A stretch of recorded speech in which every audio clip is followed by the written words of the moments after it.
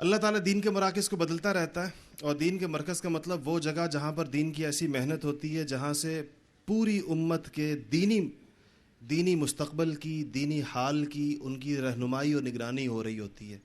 وہاں سے وہ پیغام اس جگہ پر محفوظ ہوتا ہے جہاں سے اس نے پورے عالم کو جانا ہوتا ہے اور قیامت کی صبح تک اس نے محفوظ رہنا ہوتا ہے.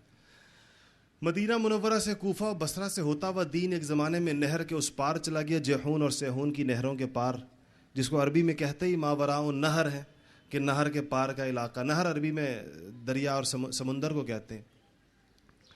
تو ان دریاؤں کے پار کا جو علاقہ ہے، اللہ نے دین بڑی جلدی، کوئی دوسری تیسری صدی ہجری میں ہی آپ دیکھیں، پہنچ تو پہلی صدی ہجری میں کیا تھا، مرکز دین دوسری تیسری صدی ہجری کے اندر بننا شروع ہو گیا. اور ایسے علماء وہاں پر پیدا ہوئے ہیں کہ آج بھی تاریخ اسلام ان کی نظیر پیش کرنے سے قاصر ہے. ہم مدرسوں میں جو درس نظامی پڑھتے اور پڑھاتے ہیں، اس کے تقریباً 70-80% مصنفین، کتابیں لکھنے والوں کا تعلق انہی علاقوں سے ہیں، جس کو آپ سمرقند و بخارا کہتے ہیں، تاجکستان اور ازبکستان اور ترکمانستان، اور یہ جتنی ریاستیں ہیں جو وسطی ایشیا کی ریاستیں کہلاتی ہیں. اس کے پڑوس میں روس تھا، اور روس کے اندر یہودیوں کی ایک بہت بڑی تعداد آباد ہے، اور ان ریاستوں میں دین کے ایسے مراکز قائم تھے. اور یہاں کے مدارس آج بھی علماء جب جاتے ہیں اور اس کو دیکھتے ہیں اور ان کا تاریخ کے اندر ہم تذکرہ پڑھتے ہیں تو تعجب ہوتا ہے اللہ تعالیٰ کی شان بے نیازی کے اوپر کہ یا اللہ تیری ذات کتنی بے نیاز ہے. اللہ الصمد واقعی بے نیاز ہے کہ اس کے نزدیک انسان کے کام اور بظاہر ان کے پھیلے ہوئے نقشے اور ان کی ظاہری مظاہر ایسے لگتا ہے کہ اللہ کے ہاں اس پر نہیں ہے فیصلے کہ اس کی ضرور اس کا خیال رکھا جائے گا، اور اس بات کا خیال رکھا جائے گا کہ چاہے ان لوگوں نے ایک زمانے میں دین کی خدمت کی ہے تو ان کے ساتھ دین کی خدمات کو جوڑ دیا جائے. ایسا ضروری نہیں ہے. ان وسطی ایشیائی ریاستوں کی دینی حالت کیسی تھی، یہاں کیسے محدثین پیدا ہوئے، یہاں کیسے فقہا پیدا ہوئے، یہاں کیسے متکلمین پیدا ہوئے. آپ دیکھیں آج امت مسلمہ کا ایک بڑا طبقہ کلام میں اور عقیدے میں امام ابو منصور ماتریدی کی تشریح پر یقین رکھتا ہے اور اپنے آپ کو ماتریدی کہلاتا ہے. یہ ماترید کا جو گاؤں ہے یہ بھی سمرقند کے قریب ایک گاؤں ہے، یہ بھی اسی علاقے سے ان کا تعلق ہے. ہمارے ہاں فقہ حنفی میں سب سے جو دنیا میں 70-80 کروڑ لوگوں کا فقہی مذہب ہے مسلمانوں میں سے، اس کی سب سے بڑی اور معروف کتاب ہدایہ کہلاتی ہے جو مدارس سے پڑھائی جاتی ہے. علامہ مرغینانی، یہ مرغینان بھی اسی علاقے میں ہے. ہمارے ہاں شرح الوقایہ، کنز وغیرہ پڑھائی جاتی ہیں، یہ بھی انہی علاقوں کے اندر ہے. جب ہمارے مدارس کے طلبہ دورہ حدیث سے پہنچتے ہیں تو یہ بخاری، مسلم، ترمذی وغیرہ پڑھتے ہیں، یہ سارے یہی علاقے ہیں. ترمذ تو بالکل افغانستان کی سرحد کے بالکل پار ہے، افغانستان کی سرحد پہ کھڑے ہو کے دیکھیں تو آگے سے نظر بھی آتا ہے، اور آپ میں سے شاید کچھ لوگوں نے دیکھا بھی ہو. یہاں دین کی کیسی بہار تھی، یہاں کیسے علماء تھے، یہاں کیسے فقہا تھے، کیسے محدثین تھے، کتنے بڑے مشائخ عظام تھے، ائمہ کرام تھے، صوفیاء تھے. یہ تو خود تفصیل ہے جس کو اگر بیان کیا جائے تو بہت وقت لگ جائے گا. لیکن اسی خطے نے ایک عجیب خزاں بھی دیکھی پھر دین کی، اور آج وہ لوگ زندہ ہیں، اور آج بھی آپ میں سے کوئی جا کر اس خزاں کے آثار دیکھ سکتا ہے کہ جب روس نے 70 سال کے بعد ان علاقوں کو چھوڑا تو علماء کی جو پہلی جماعت وہاں پر گئی، ہمارے مفتی جمیل خان صاحب شہید رحمۃ اللہ علیہ اس میں تھے، اور دوسرے حضرات اس میں تھے، کہتے تھے باقاعدہ بلا مبالغہ اس امام مسلم اور امام ترمذی اور امام نسائی اور ابن ماجہ اور امام بخاری کی اولادوں کو کلمہ طیبہ نہیں آتا تھا، کلمہ نہیں پڑھ سکتے تھے وہ لوگ. تو ہوا یہ کیسے اتنی بڑی تبدیلی وہاں پر آئی اور اتنا نظام پیچھے گیا، اور پھر اس میں سے اللہ جل جلالہ کیسے خیر برآمد کرتا رہا کہ ٹھیک ہے یہ حد تک آیا کہ وہ لوگ شاید کلمہ آتا نہیں تھا ان کو، کہ پڑھ نہیں سکتے تھے، اپنے بچوں کو پڑھا نہیں سکے، لیکن اپنے آپ کو مسلمان کہتے تھے اور اسلام سے اپنے تعلق کا اظہار کرتے تھے، لیکن اپنے اسلام کا ثبوت نہیں دے سکتے تھے. اس کی تاریخ اگر آپ اٹھا کے دیکھیں اس کی بڑی تفصیلات موجود ہیں وہاں کے علماء نے. اور آج کل ہمارے وہاں سے طلبہ بڑی تعداد میں آتے ہیں. ہم جب پڑھتے تھے ہمارے ساتھ بہت سارے پڑھتے تھے اور ہم کریت کر ان سے حالات پوچھا کرتے تھے ان کے ملکوں کے. ہم ابھی آج تک مجھے یاد ہے، آج سے جیسے ہماری طالب علمی کے زمانے میں آج سے 8-10 سال پہلے ہمارے ایک مختصر سی کتاب ملتی ہے مختصر المعانی کے نام سے، تو میں نے وہ ایک طالب علم کو تحفے میں دی. تاجکستان کا طالب علم تھا، مجھ سے چھوٹا تھا، پڑھتا تھا مجھ سے، تو میں نے اس کو کتاب تحفے میں دی. اس زمانے میں وہ کتاب ہمارے کتب خانوں کے اندر کوئی 50 یا 60 روپے کی ملتی تھی.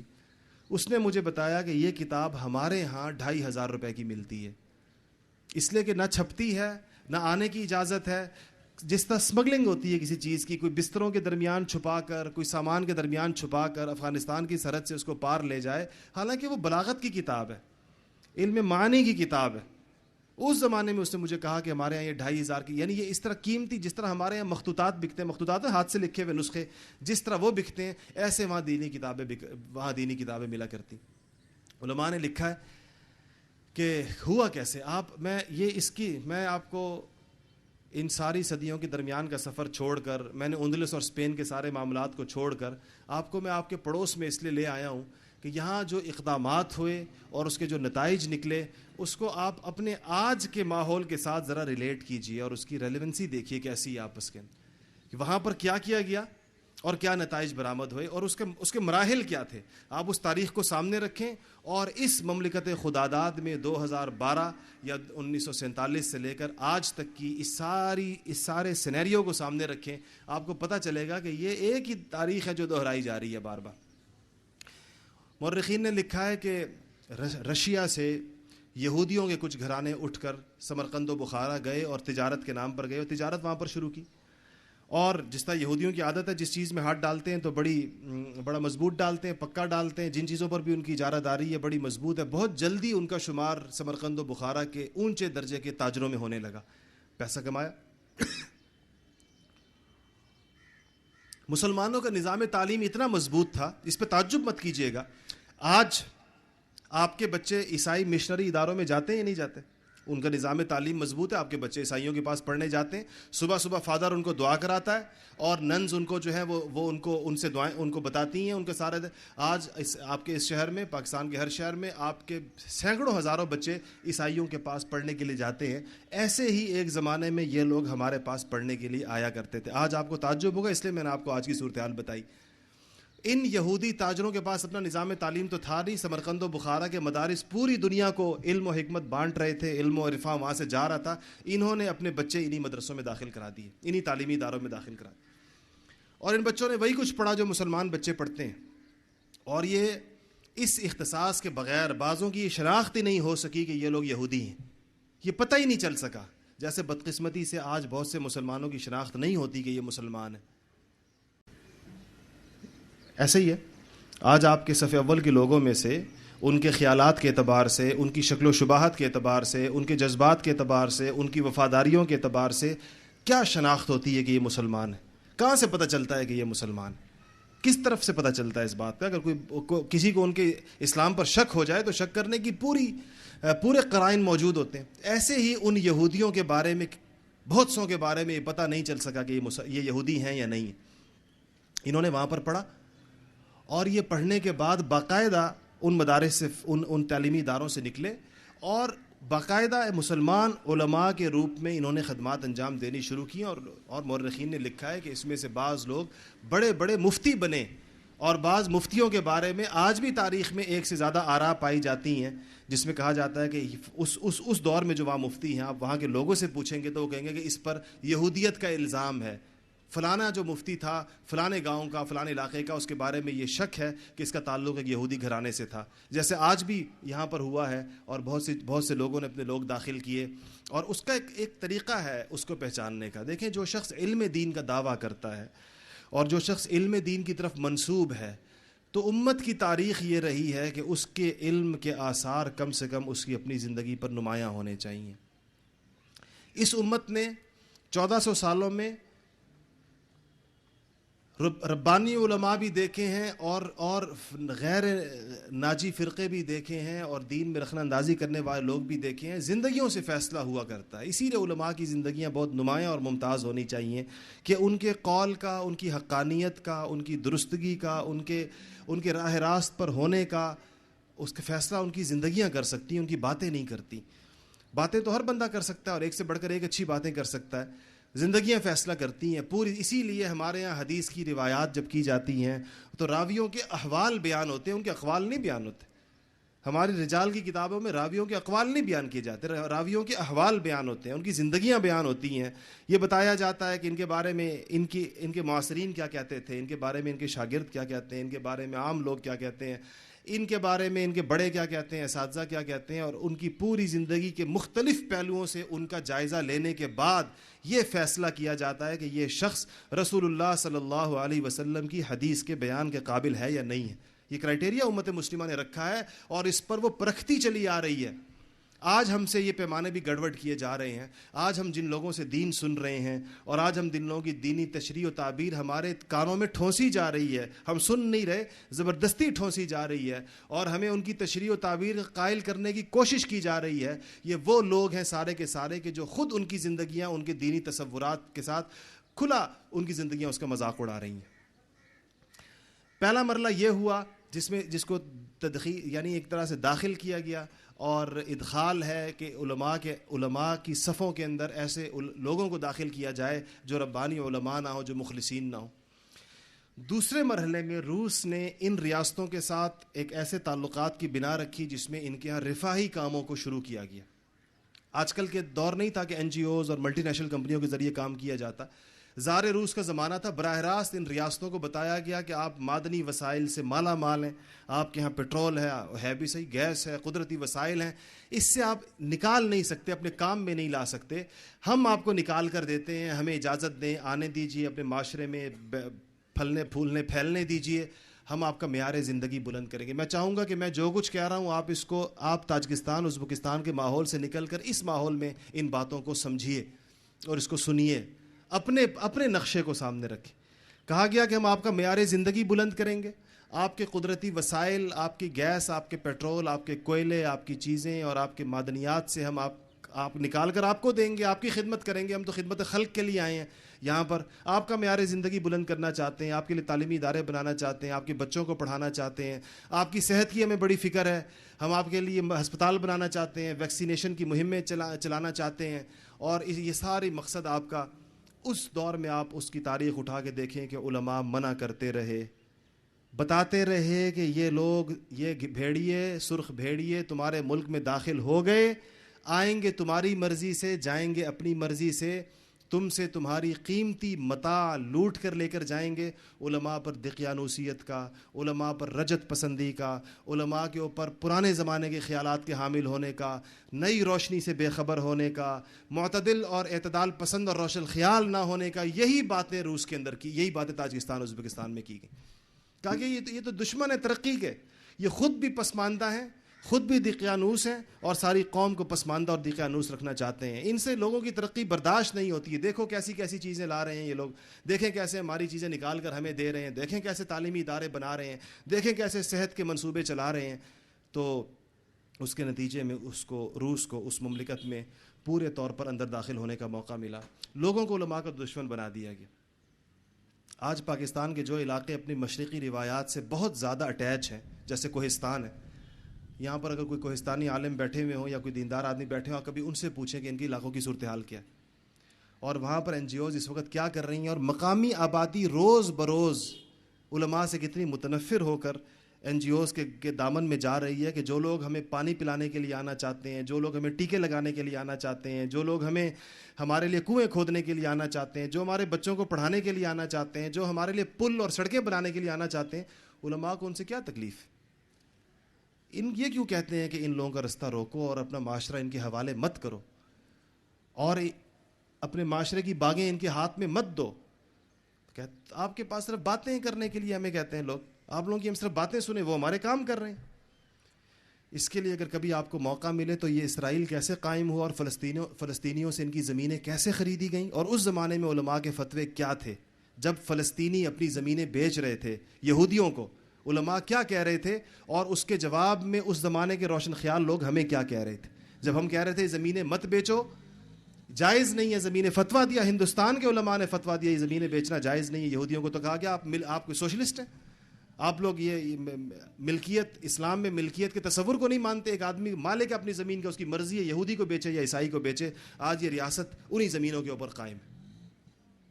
یہی حال تاجکستان میں ہوا، تو روس کو نفوذ کا موقع اس میں ملا اور اس نے اتنا نفوذ پا لیا اور لوگوں کی اتنی اس نے پورے معاشرے کی اپنے ہاتھ میں گرپ لے لی کہ اس کو اپنی فوجیں داخل کرنے میں کوئی تعامل اور کوئی مزاحمت ہی پیش نہیں آئی، بڑی آسانی کے ساتھ اس کی فوجیں داخل ہوئیں، اور یہ دوسرا مرحلہ تھا پہلے مرحلے کے بعد۔ تیسرے مرحلے میں علماء کی باقاعدہ نسل کشی شروع ہوئی، چن چن کر علماء کو مارا گیا، اور آپ حیران ہوں گے جو طریقے آزمائے گئے، بالکل مستند اوتھینٹک ذرائع سے آپ اس کی معلومات کیجیے۔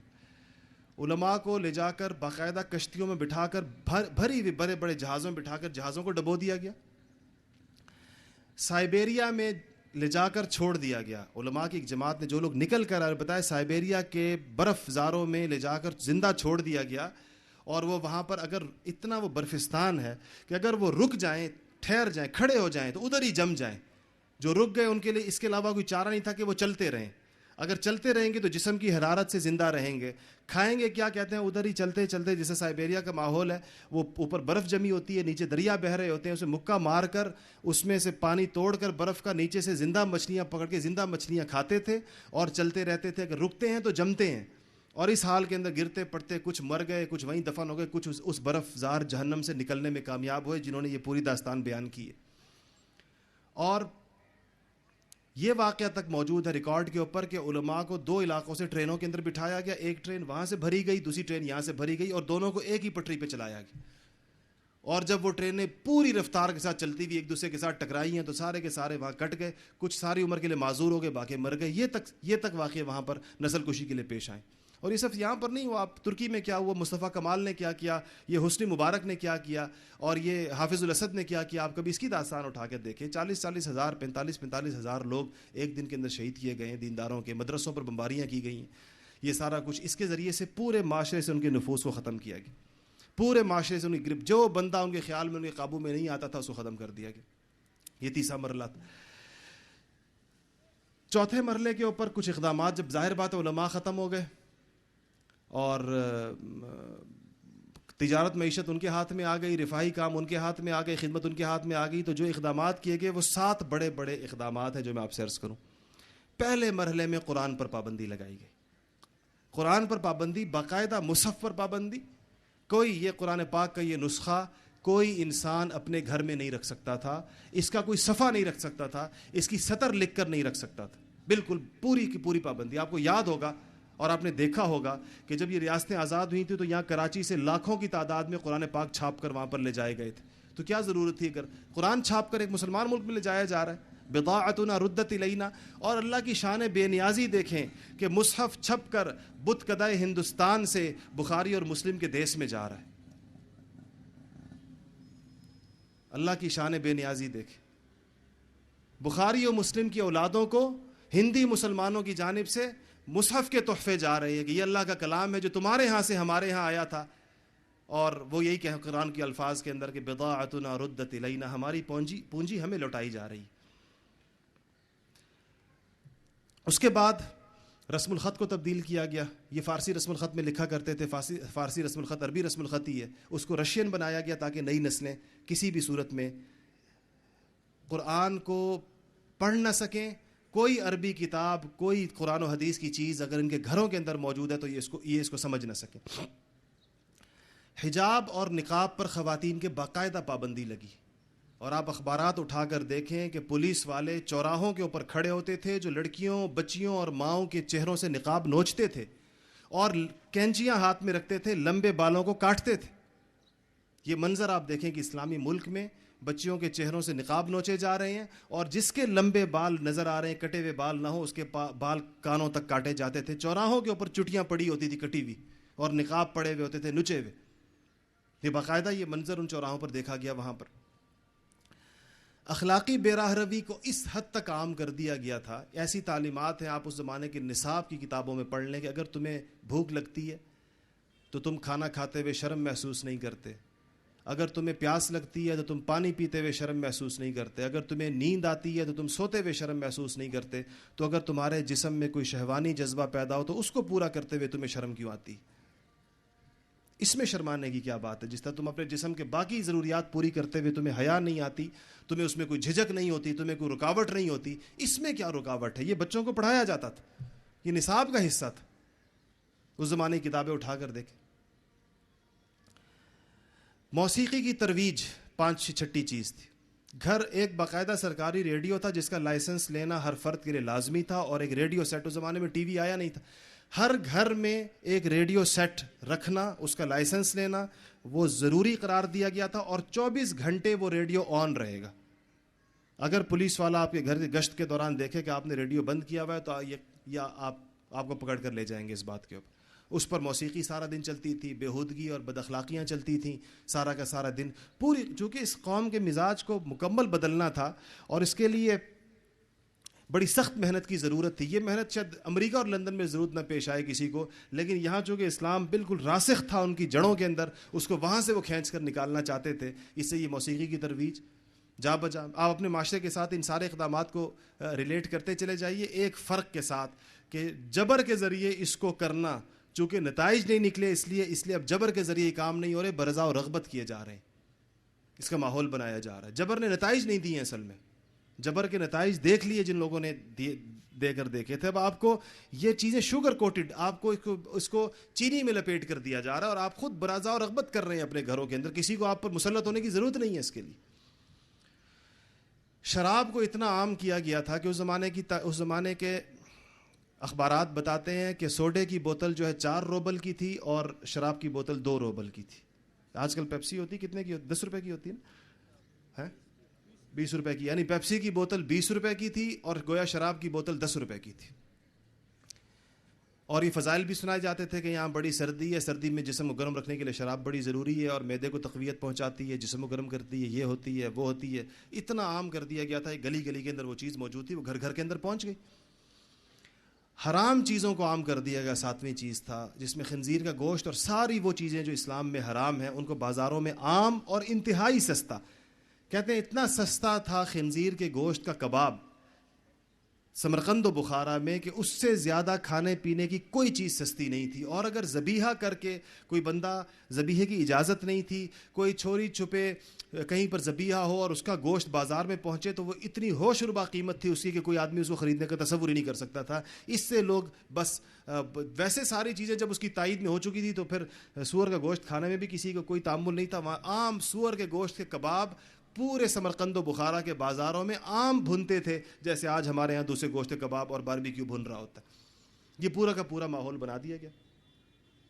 اس ماحول میں آپ یقین کریں کہ بچوں سے اسکولوں میں بچوں کو، اساتذہ کو KGB کو رپورٹ دینی ہوتی تھی کہ اس سال کی رپورٹ بتاؤ کہ تمہارے کلاس میں کون سا بچہ ہے جس کو بسم اللہ آتی ہے یا اس کو الحمدللہ آتی ہے یا اس کو عربی کا کوئی جملہ آتا ہے. اس بچے کا نام KGB کو دینا استاد کی ذمہ داری تھی. اور جیسے ہی اس کا پتہ چلتا تھا اس کے سارے گھر والے پابند سلاسل، اس کا باپ تو عام طور پر پھانسی چڑھا دیا جاتا تھا اس بات.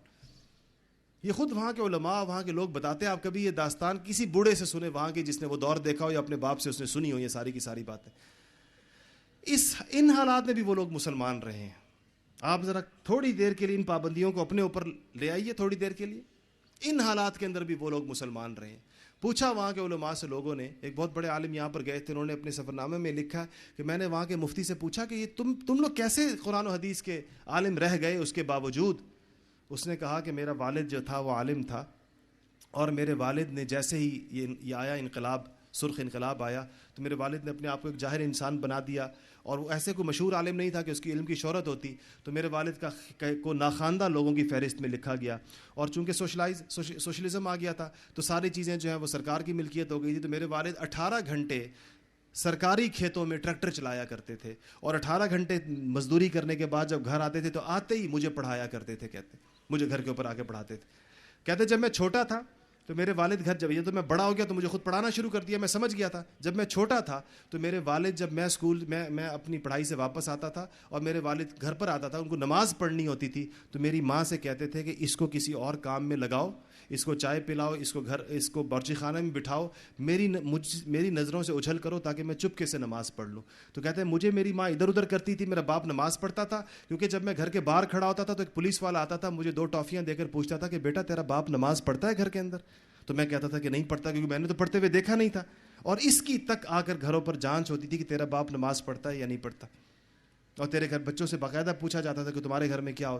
تو پوچھا کہ پڑھاتے کیسے تھے، بچوں کو پڑھایا کیسے، کلمہ کیسے سکھایا یا قرآن کیسے سکھایا. اس حال کے اندر بھی کچھ لوگ عالم بنے، پڑھنے پڑھانے کا ایک نظام اندرون خانہ چلتا رہا.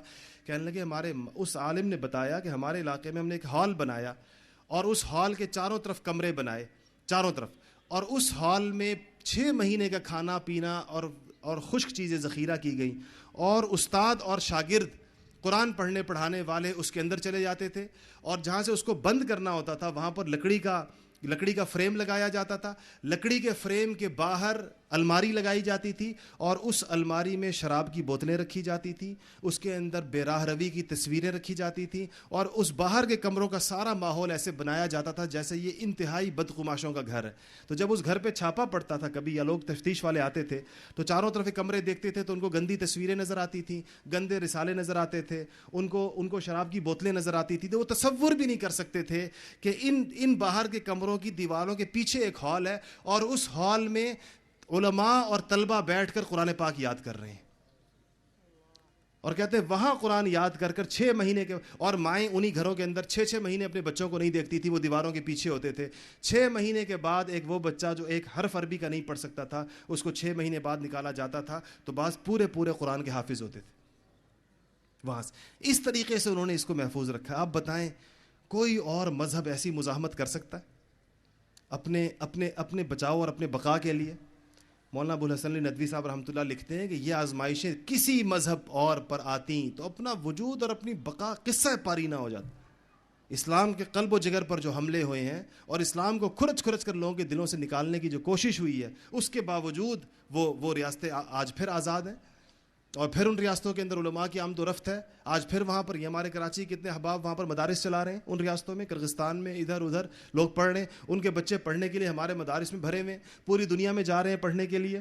70 سال کی، میں اس جبر کی آپ کو یقین کیجئے پوری تفصیلات نہیں بتا سکا، اگر آپ پوری تفصیل سامنے ہو اور پھر آپ دیکھیں کہ پھر بھی دین زندہ، پھر بھی وہاں پر اسلام زندہ، پھر بھی وہاں پر قرآن زندہ، پھر بھی وہاں پر لوگ مسلمان، باوجود ان ساری کوششوں کے۔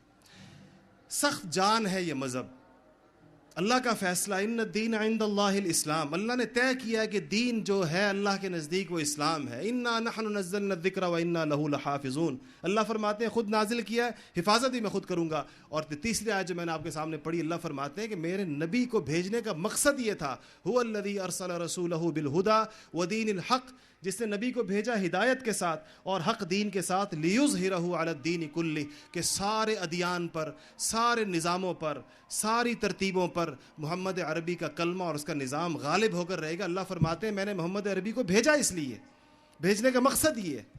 تو یہ ان پھونکوں سے چراغ نہیں بجھائے جاتے، یہ ہر دور میں اہل عزیمت نے، اہل علم نے اس چیلنج کو قبول کیا ہے دین کے معاملے میں۔ اگر دین کا پیغام پہنچانا قابل گردن زدنی جرم ٹھہرے تو اس کو قبول کیا جائے، اس کو قبول کیا جائے گا۔ اگر اس جرم کے اوپر اگر کسی دور کے علماء نے، کسی بھی دور کے علماء نے اس آزمائش کے مقابلے میں خاموشی کا فیصلہ کیا اور انہوں نے طے کر لیا کہ بس اب دور نہیں رہا دین کی بات کرنے کا، اب دور نہیں رہا قرآن کا پیغام پہنچانے کا، اب دور نہیں رہا محمد عربی کی باتیں پہنچانے کا، اگر یہ فیصلہ کسی دور میں ہوا تو یقیناً وہ قیامت کا زمانہ ہوگا جب امت پر تکلیف ختم ہو جائے گی، اس کے بعد یعنی مکلف نہیں رہے گی امت اس کے بعد، تب یہ فیصلے ہوں گے۔ جب تک لوگوں نے آنا ہے، زمانے نے آنا ہے، یہ بات چلے گی اور بڑھے گی آگے، ہر دور میں یہ بات آگے بڑھتی ہے۔ آپ سے ایک آخری بات میں عرض کروں، بات ختم کروں، بات طویل بھی ہو گئی، موضوع ہی ایسا تھا۔ آپ سارے وہ لوگ ہیں جنہوں نے ان علماء کو بہت سنا ہے جو آج ہمارے درمیان نہیں ہیں۔ آپ لوگوں نے حضرت مفتی نظام الدین صاحب شہید رحمۃ اللہ علیہ کو بھی سنا ہوگا، آپ میں سے بہت سن۔ آپ لوگوں نے حضرت مولانا مفتی عتیق الرحمان صاحب شہید رحمۃ اللہ علیہ کو بھی سنا ہوگا۔ آپ نے مولانا سعید احمد صاحب جلال پوری رحمۃ اللہ علیہ کو بھی سنا ہوگا۔ آپ نے مفتی جمیل خان صاحب شہید مرحوم کو بھی دیکھا ہوگا، اور مولانا اسلم شیخ پوری صاحب کی تو یہ مسند ہے جہاں پر ہم بیٹھے ہیں، انہی کے حوالے سے ساری چیز میں انہوں نے تو یہ قیمت ادا کی آپ تک پیغام پہنچانے کی، اور تو ان کا کوئی جرم نہیں تھا، یقینی بات ہے۔ ان کی زندگی کے پر فرد جرم عائد کریں تو سوائے ان باتوں کے جو آج آپ سے ہو رہی ہیں، اس کے علاوہ تو کوئی اور جرم نہیں تھا۔ کسی کے ساتھ کوئی کاروباری لین دین نہیں تھا، کسی کے ساتھ کوئی اور مزاحمت نہیں تھی، ان کی دعوت میں تو کسی کے ساتھ ٹکراؤ بھی نہیں تھا، کسی کے ساتھ گالی گلوچ نہیں تھی، کسی کو برا بھلا کہنا نہیں تھا، ایک قرآن کا بیان تھا، قرآن کی آیتیں پڑھ کر لوگوں کو اس کا مطلب سمجھانا تھا، دین کی حقانیت کا بیان تھا۔ پیغام پہنچانے والا تو پیغام پہنچانے کی اتنی بڑی قیمت ادا کرے۔ آپ کو یاد ہے مولانا یہاں پر کہا کرتے تھے، اللہ غریق رحمت کرے. آج نئے سرے سے مجھے یاد آتے ہوئے بہت زیادہ. یہاں پر اسی نشست پر آپ نے ان کو کہتے ہوئے سنا ہوگا کہ آپ کے پاس ہم لوگ جو آتے ہیں تو اپنے گھروں سے جب نکلتے ہیں تو اپنے بچوں پر آخری نگاہ ڈال کر نکلتے ہیں. یہ نہیں ہے کہ ان کو پتہ نہیں ہے کہ یہ قیمت ہمیں ادا کرنی ہے. جو لوگ آپ کے سامنے آ کر بیٹھتے ہیں ایسا نہیں ہے کہ ان کو نہیں پتہ کہ اس کی قیمت کیا ہے اور کیا ادا کرنی پڑے گی, لیکن یہ قیمت ادا کرنے پر وہ تیار ہیں. آپ جو پیغام پہنچانے والا تو یہ قیمت ادا کر رہا ہے, سننے والے نے کیا کیا. یقین جانے میں اس بات سے ڈرتا ہوں کہ جس طرح نبی آواز لگائیں گے نا, یا رب ان قوم اتخذوا هذا القرآن مہجورا, قرآن کہتا ہے کہ نبی قیامت کے دن اللہ کی دربار میں دہائی دیں گے. نبی, یا اللہ میری اس قوم نے, یا رب ان قوم اتخذوا هذا القرآن مہجورا, کہ میری اس قوم نے, اگر میں ترجمہ نہ کروں اور ترجمانی کروں, میری اس قوم نے قرآن کا حق ادا نہیں کیا. میری اس قوم نے جس کتاب کو میں نے تک ان کو پہنچایا اس نے اس کو سینے سے نہیں لگایا. اگر یہ شہید علماء قیامت کے دن اپنی خون آلود داڑھیوں اور خون آلود لباس کے ساتھ اٹھیں اور آپ سے پوچھیں کہ تم تک دین کی بات پہنچانے کے جرم بے گناہی پر ہم نے تو یہ قیمت ادا کی, تم نے کیا کیا؟